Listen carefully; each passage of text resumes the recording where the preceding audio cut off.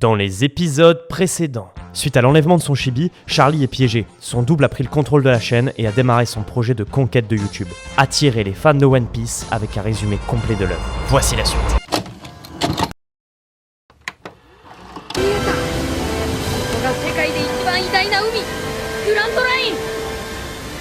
L'équipage du chapeau de paille arrive finalement sur Grand Line. Il rencontre Laboon, une baleine immense qui essaye de détruire Red Line pour retrouver un équipage qui lui a promis qu'ils reviendront la voir après leur tour du monde. C'était il y a 50 ans et personne n'est venu. Il rencontre également Crocus, un médecin qui leur expliquera le fonctionnement de Grand Line. Pas la peine de vous exciter comme ça ou ça va mal finir. Et pour qui? Pour moi. Qui c'est ce naze? La navigation est différente là-bas. Tout se base sur les champs magnétiques, qui sont indiqués par les log posts, des sortes de petites boussoles qui indiquent le champ magnétique de la prochaine île. Et il parlera surtout de Rough Tail, la dernière île, là où se trouve le One Piece.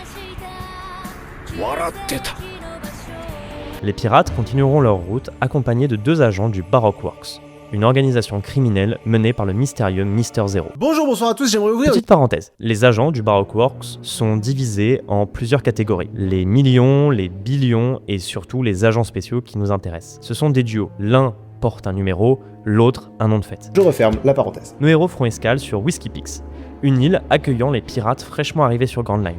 Et évidemment, c'est un repère de chasseurs de primes et d'agents du Baroque Works. Tout le monde est hors combat, ayant trop mangé ou bu, sauf Zoro, qui dans une scène épique va affronter 100 agents et les vaincre sans difficulté. Jusqu'à l'arrivée de Mr. Five et Miss Valentine, 2 agents d'élite venus éliminer Nefertari Vivi, la princesse du royaume d'Alabasta, qui s'était infiltrée dans les rangs du Baroque Works. Zoro la protège, mais finit par affronter Luffy qui l'attaque à cause d'un malentendu. Finalement, après un rapide affrontement, Vivi demande l'aide des chapeaux de paille pour sauver son pays en proie à une guerre civile.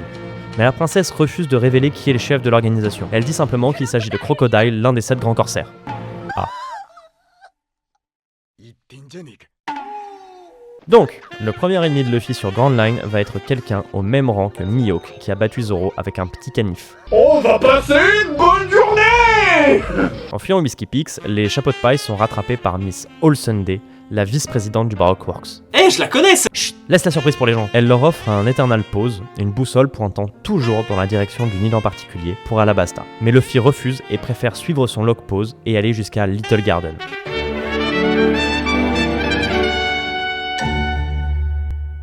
Là-bas, Luffy et Vivi partent à l'aventure, découvrant d'immenses animaux et surtout un géant, Dory. Le reste de l'équipage rencontre Brogy, l'ami et rival de Dory. Les 2 anciens capitaines de l'équipage des géants s'affrontent depuis un siècle, mais aucun gagnant n'en sort. Ils s'affrontent encore aujourd'hui, mais c'est une égalité. Usopp se lie vite d'amitié avec Brogy, voulant devenir comme lui un valeureux guerrier des mers. Ils parlent d'Elbaf, l'île des géants. Pendant ce temps, Sanji et Zoro s'affrontent dans un concours de chasse et partent chacun de leur côté à travers l'île. Jusqu'au moment où l'affrontement entre les 2 géants reprend.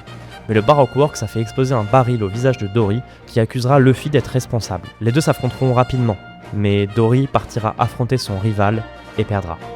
Brogy pleurera d'avoir gagné cet affrontement long de 100 ans, mais sera attaqué par Mr. Five, Miss Valentine, Mr. Free et Miss Golden Week. Mr. Free, grâce à son fruit, empêchera Brogy de bouger, puis créera une fontaine de cire, piégeant Zoro, Vivi et Nami, jusqu'à l'arrivée de Luffy et Usopp. Ils réussiront à vaincre les agents du Baroque Works, non sans mal. Et pendant ce temps, du côté du GOAT, Sanji, il découvre une cachette de Mr. Free avec un escargophone à l'intérieur. Celui-ci sonne et au bout du fil, Mr. Zero, Crocodile. Sanji se fait passer pour Galdino et reçoit un Eternal Pause pour Alabasta. Suite à ça, les chapeaux de paille partent de Little Garden avec l'aide de Dory et Brogy et se dirigent vers Alabasta. Et non. Nami tombe malade et nos héros se dirigent vers l'île la plus proche pour trouver un médecin.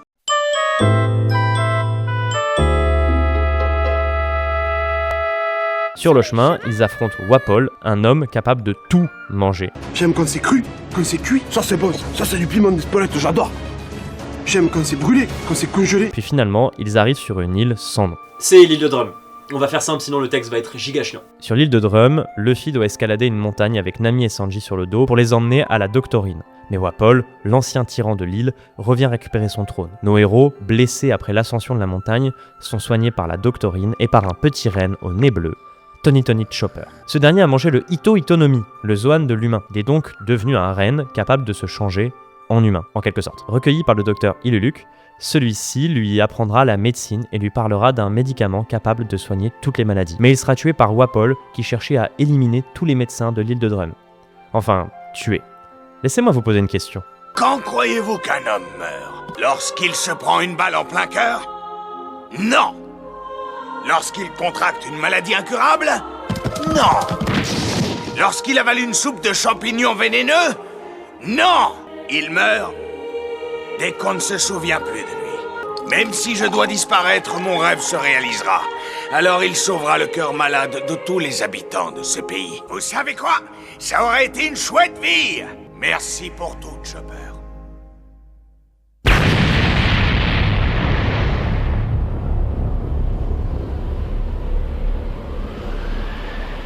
Finalement vaincu par Luffy, Wapol sera renvoyé de l'île et nos héros resteront le temps de convalescence de Nami. Chopper, voulant découvrir le médicament capable de soigner toutes les maladies, partira avec Luffy et son équipage. Pendant que sur l'île, une neige aux couleurs rosâtres tombe, donnant son nouveau nom à ce pays, le royaume des cerisiers. On apprendra également pourquoi Wapol avait laissé son trône. L'île a été attaquée par l'équipage d'un certain Barbe Noire, et un homme nommé Ace est à sa recherche. Il est passé par Drum une semaine auparavant, donnant aux habitants l'information qu'il attendrait Luffy à Alabasta durant 10 jours. L'arc se termine sur une discussion entre Kurea, la doctorine, et Dalton, le nouveau souverain de Drum. Elle lui demande quelque chose d'étrange.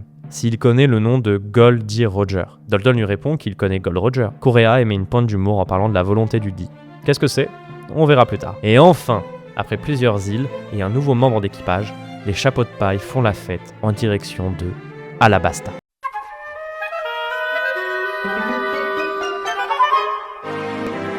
Enfin, juste avant d'y arriver, par un coup du sort, Luffy et les autres pêchent un homme, ou une femme, un Okama, ou traduit en français, une folle. C'est de l'argot pour désigner un homme efféminé, et c'est pas péjoratif.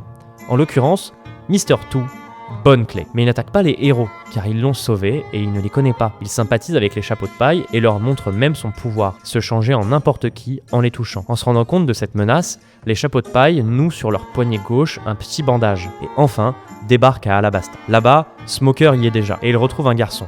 Le commandant de la seconde flotte de Barbe Blanche, Portgas dit Ace. Quand le colonel lui demande ce qu'il fait là, Ace lui répond qu'il cherche son petit frère, Luffy au chapeau de paille. Sauvant Luffy de la fumée de Smoker grâce aux flammes de son fruit du démon, Ace rejoint sur le Vogue Mary son petit frère. Il propose à l'équipage de rejoindre celui de Barbe Blanche, l'un des plus grands pirates du monde et ancien rival de Roger quand celui-ci était en vie, mais Luffy, évidemment, refuse.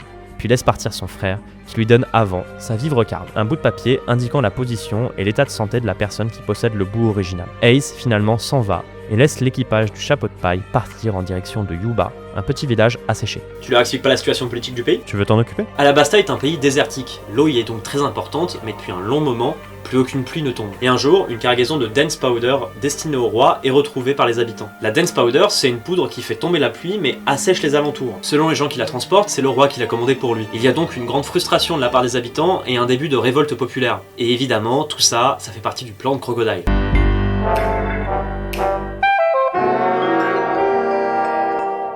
Arrivé à Yuba, Luffy et les autres rencontrent Toto, le papa de l'ami d'enfance de Vivi, Koza. Le père creuse à la recherche d'eau malgré les tempêtes de sable incessantes. Il continue encore et encore. Mais pendant que les chapeaux de paille poursuivent leur route en direction du repère de Crocodile, les agents spéciaux du Baroque Works se retrouvent et le grand corsaire, comme un méchant de James Bond, envoie Mr. Free dans un aquarium rempli de bananas croco, des crocodiles géants quoi. Finalement, et après une bagarre avec Luffy, Vivi et ses compagnons arrivent à Rain Base, ville où se trouve Crocodile. Séparés par Smoker, Luffy et son équipage se battent contre lui, mais sont enfermés dans une cage par le grand corsaire. Pendant ce temps, Vivi est attaqué mais sauvé par Pell, l'un des membres de la garde royale et possesseur du Tori Torinomi, le Zoan du faucon. Mais Miss Olsunday les attaque à son tour et avec son Ana Ananomi, le paramécia de l'éclosion, elle peut faire pousser des membres comme des fleurs n'importe où. Elle terrasse Pell sans difficulté, mais laisse Vivi s'enfuir. Celle-ci rejoint les chapeaux de paille et décapite d'une attaque Crocodile. Fatality. Si seulement le grand corsaire n'était pas comme Smoker, un Logia. Crocodile ayant mangé le Logia du sable, les attaques directes ne lui font rien. Le combat est déjà couru d'avance, mais 7 heures sonne. Le début de l'opération de Crocodile démarre. Mr. Two, ayant pris l'apparence du roi, attaque la population, démarrant la guerre civile. La révolte se dirige assez vite vers la capitale, loin de là où se trouvent Vivi et les autres. Mais alors que Crocodile part continuer son plan, son escargophone sonne. Au bout du fil, Eh bien, mon nom est Mr. Prince. le GOAT Sanji. Sinon, tu vas débarquer pour me faire la peau. Bon d'accord, c'est pas dit que tu y arriverais, y a même peu de chance. Le truc, tu vois, c'est que je suis pas débile au point de te révéler où je me trouve. C'est toute la différence entre toi et moi, Mr. Zero.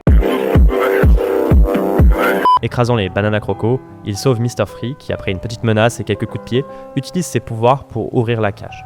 Les chapeaux de paille sont de retour dans la course pour arrêter la guerre civile qui va toucher la capitale. Mais alors qu'il se dirige vers celle-ci, Luffy est attrapé par le grand corsaire et l'affronte. Le combat est difficile. Luffy ne parvient pas à toucher son adversaire à cause de son fruit du démon. Il finit même par se faire dessécher le bras. Mais grâce à l'eau que lui a donné Toto, il le soigne et continue de se battre. Finalement, le maître du sable crée une tornade qui l'envoie en direction de Yuba. Luffy lui hurle de s'arrêter.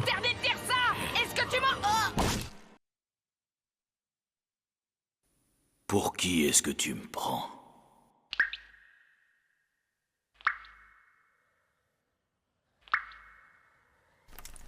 Des misérables dans ton genre qui se prennent pour les rois du monde. J'en ai connu des centaines. Au même moment, Toto finit par trouver l'eau qu'il cherchait depuis tant de temps. Regarde, ma petite tornade se dirige vers le sud. Yuba ne se laissera jamais vaincre par le sable. Aidé par Miss All Sunday, Luffy est sauvé. Pendant ce temps, son équipage arrive à la capitale face aux agents spéciaux du Baroque Works. Vivi se retrouve face à Mr. Two, qui a pris l'apparence de Usopp, et tente de la tromper en montrant le bandage. Mais elle ne se fait pas avoir, car il y a sous celui-ci une croix que Mr. Two n'a évidemment pas. Pourchassant la princesse, il se retrouve face à Sanji. Pendant ce temps, Usopp et Chopper affrontent Mr. Four et Miss Merry Christmas, et leur canon ayant mangé un fruit du démon. Mais bordel, comment j'explique ça, moi? Putain! Oh, il répète un câble. Ouais, dans le monde de One Piece, les objets peuvent manger des fruits du démon. On sait pas encore comment, juste que c'est grâce au plus grand scientifique du monde, Vegapunk. Pardon, c'est bon, je me suis calmé.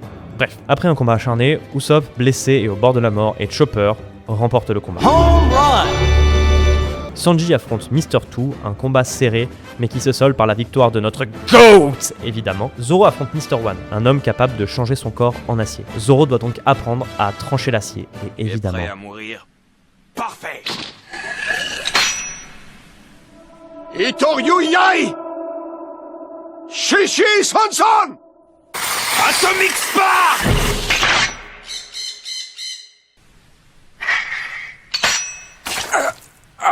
Pendant ce temps, Nami affronte Miss Doublefinger, un de mes combats préférés du manga. Nami doit user de ses connaissances en météorologie grâce à sa nouvelle arme créée par Usopp. Elle réussit, après de nombreuses blessures, à vaincre son adversaire. Au palais, Mr. Zero parle avec le roi. Il l'interroge à propos d'une arme antique nommée Pluton. Menaçant le roi, il lui dit qu'une bombe se trouve sur l'esplanade où se déroulent les affrontements. Peu de temps après, le pirate laisse tomber Vivi sur cette même esplanade. Mais Luffy arrive et la sauve avec l'aide de Pell. Puis il part affronter Crocodile et dévoile sa nouvelle transformation, Aqua Luffy. En réalité, Luffy, en couvrant d'un peu d'eau son corps, peut toucher le sable de Crocodile, et donc lui faire mal. Mais très vite, Mr. Zero arrive à assécher le chapeau de paille. Heureusement, Luffy ayant craché une bulle d'eau vers le ciel, il réussit à se réhydrater. Il part donc directement retrouver Crocodile. Celui-ci est dans un sous-sol caché du palais. Là-bas se trouve un énorme bloc sur lequel est écrit des poneglyphes. Une écriture antique que seule Miss All Sunday sait lire. Enfin, Miss All Sunday, vous la connaissez sûrement sous le nom de Nico Robin. Mentant à Crocodile en disant qu'il n'y a décrit que l'histoire du royaume d'Alabasta, celui-ci s'énerve et l'attaque. Elle tente de se défendre, mais est vite poignardée par le corsaire.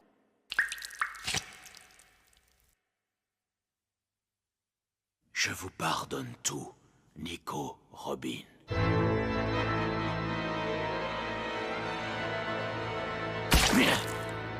Peu de temps après, heureusement, arrive Luffy. Celui-ci, couvert de sang, peut toucher Crocodile et donne tout ce qu'il a. Et il réussit à le vaincre de peu, mais au même moment, la bombe explose.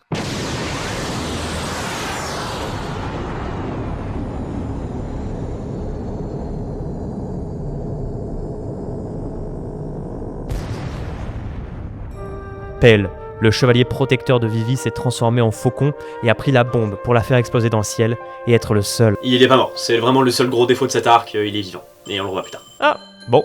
Du coup, Vivi hurle à l'arrêt des combats et après la défaite de Crocodile, la pluie démarre et la guerre s'arrête. Le grand corsaire est arrêté, mais les chapeaux de paille doivent vite partir de l'île. Il propose à Vivi de rejoindre l'équipage pour de bon et elle vient leur dire au revoir de manière silencieuse dans l'une des scènes les plus légendaires du manga.